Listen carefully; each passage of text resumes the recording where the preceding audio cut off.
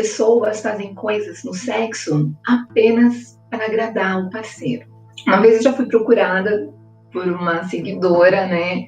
Ela me falando assim que ela queria saber se tinha algum tratamento, se tinha alguma coisa para fazer ela conseguir realizar a fantasia do parceiro, que era uma homenagem. Para ela, homenagem não fazia o menor sentido. Ela não gostava de mulher, ela ia estar com ciúmes de ver o marido dela com outra, mas ela queria se preparar psicologicamente para fazer algo que estava além do limite dela, que ia ferir ela, que ia violar ela, que não fazia sentido para ela, para agradar o parceiro. Então, muitas vezes, a gente tem uma dificuldade de identificar esses limites.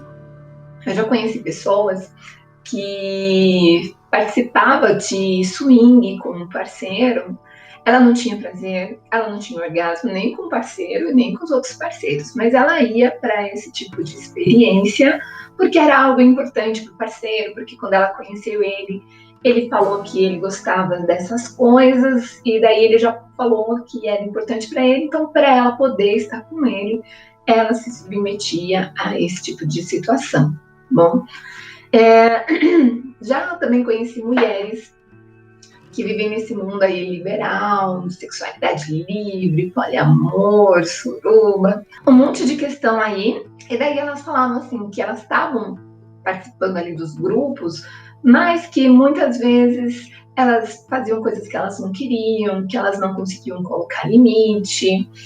Enfim, tinham várias questões aí que envolviam esses pontos delas, né? Eu mesma, com essa questão de limite, eu lembro quando eu cheguei ao Tantra, eu tinha um parceiro que me agredia, me dava uns tapas assim na hora do sexo. Eu falava para ele que era pesado, que doía muito, que me incomodava, e ele sempre fazia. Então eu falava para ele meu limite, e esse limite não era respeitado, né?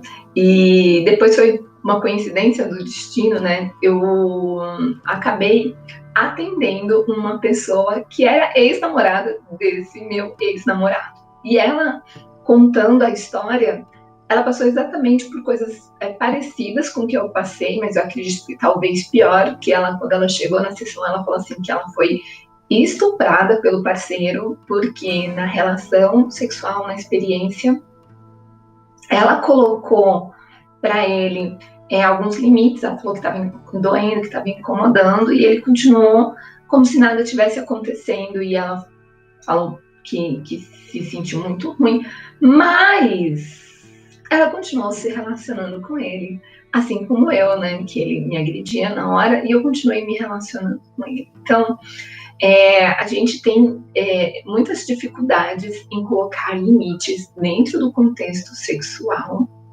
Isso se dá principalmente, né, porque tem as coisas que estão ultrapassando seu limite, mas de repente tem coisas ali boas para você naquele lugar, de alguma forma. E é o carinho, é um relacionamento, é um afeto, então tem alguma coisa que você quer ali, tem alguma necessidade sua sendo suprida ali, mas outra que não está sendo. E a cabeça fica muito confusa, porque aqui está incomodando, mas aqui está bom. E como que eu faço para lidar quando tem as duas coisas na mesma situação, né? E daí vão ter duas diferentes formas de agir. Quando a gente... Ou a gente vai ter realmente uma dificuldade de se expressar, uma dificuldade de colocar o limite, de falar que a pessoa está ultrapassando o limite.